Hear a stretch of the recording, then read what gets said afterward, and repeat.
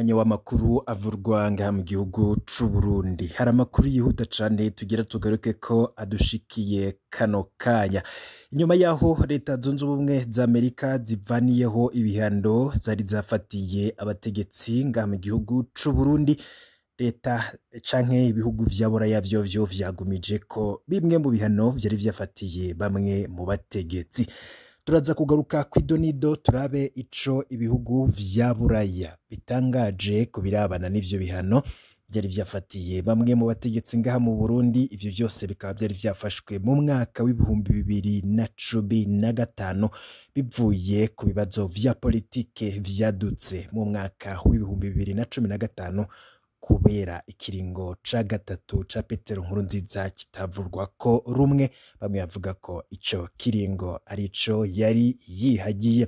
Turaza kugaruka kandi kubirabana n'ayandi makuru yashizwe ahabona kuki Amerika yavaniye ibihano ku bategetsi b'u Burundi ariko ikanavanira ibihano bamwe mu bo Uburundi bwagiriza ko aribo bagira ibitero. Kubera iki ibihano vyakuwe no kuri Alexis Sinduhije, Godefroid Niyombare? Ivyo vyoba bisigura iki?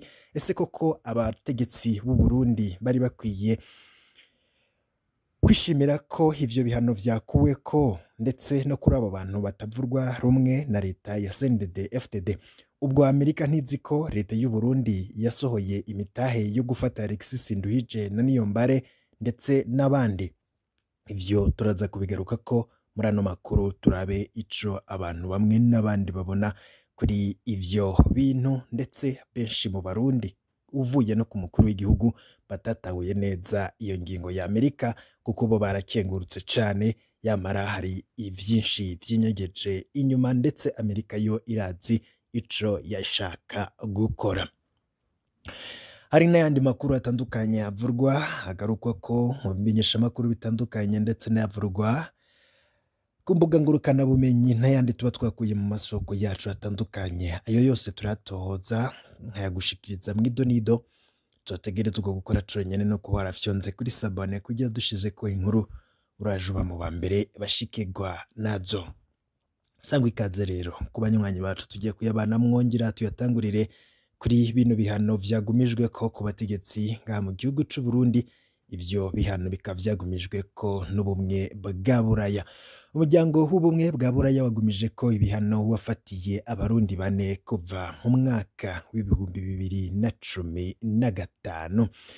Umuryango w'ubumwe bwa Bulaya wafashe ingingo yo kugumiza ko ibihano wari wafatiye abarundi bane kuva mu mwaka w'ibihumbi 2015.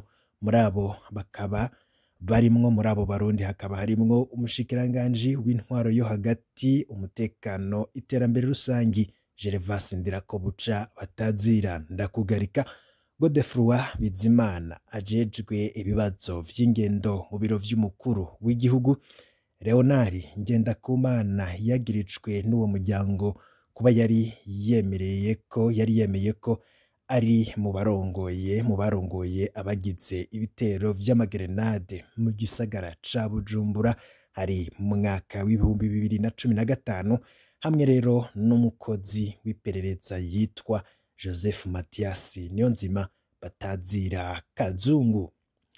Ivyo bihano vyagumijweho kw'abo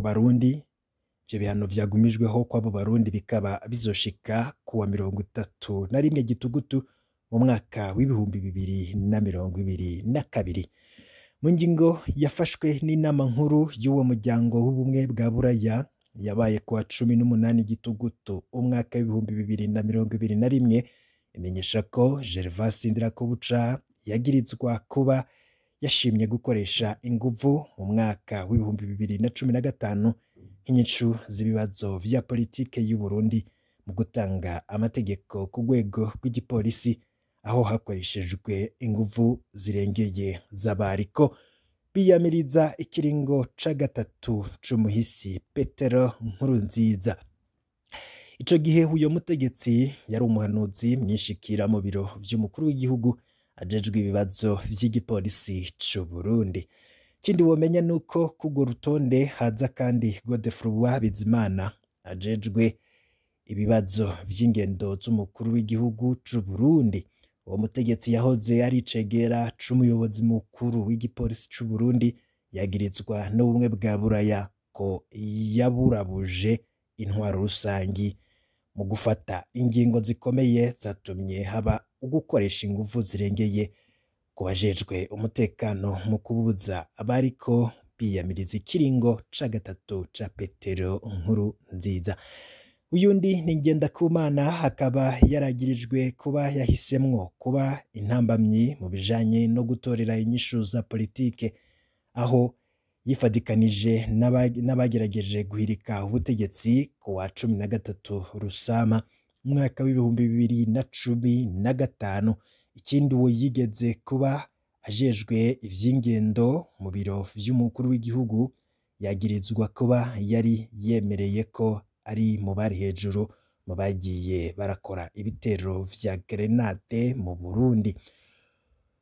Uwanyuma n'umukozi w'iperereza Joseph Mathias Niyonzima batazira Kazungu, we nawe yagirizwa n'ubumwe bwa Bulaya ko ari mu bashimye gukoresha inguvu mu bijanye no kurondera inyishu y'ibibazo vya politike, aho yakoze ivyaha bitandukanye mu guhungabanya agateka kazina muntu ku bariko bariyamiriza ikiringo ca gatatu ca Petero nkuru nziza. Kazungu kandi yagirizwa kuba yarigishije inyigisho za gisirikare ugwaruka rw'imbonerakure, ubwo nago ruzwi mu mabi atandukanye yo guhungabanya agateka kazina muntu mu Burundi, uko vyagiye vyemezwa n'amashirahamwe mpuzamakungu yitako agateka kazina muntu.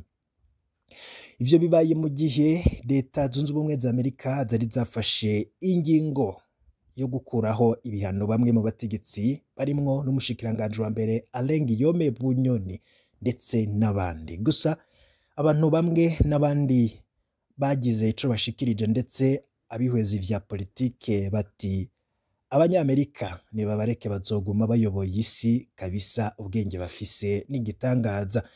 Abarundi turabura ubwenge tukabura n'ubwo gutahura, bati guhera ku mukuru w'igihugu Neva n'izindi nzego zose bose bararyohewe ngo Biden yakuriyeho ibihano Bunyoni na Ndakugarika n'abandi ngo barashobora kwidegemvya bakaja muri leta zunze ubumwe za Amerika, ngo ni ikimenyetso c'uko Uburundi ari nyabagendwa.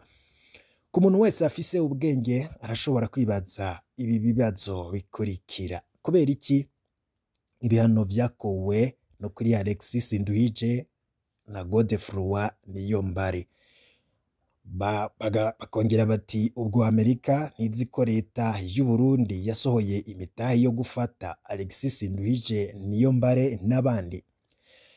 Hari habona ko hagakino aho karyohera kandi gakomereye kerekana ubwenge bw'abanyamerika, ngo nuko bavyihweje neza bagasanga nta kuntu bofasha Sinduhije na Niyombare leta y'u Burundi idashavuye. Niko rero kunezeza leta y'u Burundi ko babakuriyeko ibihano vyose bica bituma leta iryoherwa, ntiyasubira rero kwitaho ibindi. Ariko uko ukuri guhari nuko ubu Sinduhije aza yashitse i Washington muri Maison Blanche kwisigura ndetse no gusaba ubufasha vuba cane, ngo na Niyombare aca yinjira muri leta zunze ubumwe za Amerika. Amerika yabigize kugira ishike ku nyungu zayo, ariko bamwe bati abarundi badatahura cane cane abari muri CNDD-FDD ngo baranezerewe cane, biyumvira ko batsinze, bibaza ko ibintu bimeze neza cane, ariko vuba cane bazobona ukuri kw'ivyo bamwe bababwiye ndetse n'ivyo leta zunze ubumwe za Amerika yashaka gukora. Bwiyaba leta zunze ubumwe za Amerika yabikoranye urukundo yari kugumiza ko ibihano kuri Sinduhije na Niyombare, canke nayo igatanga imitahe yo kubafata nk'uko bahora babikorera abandi. Ngo Burundi buragayitse mu makungu ku buryo n'imitahe isohowe atagihugu na kimwe cyubahiriza, ndetse ngo no muri Tanzania na Congo vyitwa ko bacuditse cane nta mutahe n'umwe w'Uburundi wigera uhabwa agaciro kuko babizi neza irementanya rya CNDD-FDD uko rimeze. Ibaze nawe nta kwezi guheze Neva avuye i New York muri Amerika ashikiriza ijambo muri Oniko Sinduhije na Margarita barankitse ari abakora iterabwoba ngo bariko batera grenade mu Burundi, nta nubwo rero banamwakiriye muri iyo Maison Blanche i Washington, ariko guhera hirya y'ejo Magi ari Washington ndetse kuri VOA twaramwumvise na Sinduhije ari muri Amerika i Washington yahawe umubonano na Conseil wa Biden ku bijanye na Afrika. None wumva iyi leta itahura neza ibi vyakozwe na leta zunze ubumwe za Amerika, bamwe bati nakamaramaza ku bategetsi b'u Burundi badashobora gutahura udukino nk'utu twa politike, ahubwo bagahezagirwa bakanezerwa ngo leta zunze ubumwe za Amerika zavaniyeho ibihano ngo Bunyoni na Ndirakobuca, yamara agakino kivyinyegeje inyuma karahambaye cane. Ese Sinduhije na Niyombare ntiboba bahawe urubuga rwo gukora ndetse no kwaka ubufasha igihugu nk'icyo gikomeye kw'isi? Ivyo nibibazo bamwe n'abandi bibaza. Nguko rero icyo bamwe n'abandi babona kuri ibi biriko biraba mu birabana na politike. Mu yandi makuru avurwa ijya nino mukazoyakurikira. Ico utegerezwa gukora conyene nukuba ubana natwe warafyonze kuri sabone igihe cyose dushize ko inkuru igaci gushikira mu bambere mu kanya n'ayandi makuru arabagezwe ko avurwa ijya nino. Ndakwibutse ko ngo bamwe bavuga ko ubumwe bwa Bulaya bwo buzi neza igihugu c'u Burundi bwo bwagumijeko ibihano bamwe muri abo bategetsi. Ivyo navyo bivurwa bizokurikira tuzobigaruka ku makuru yacu ataha.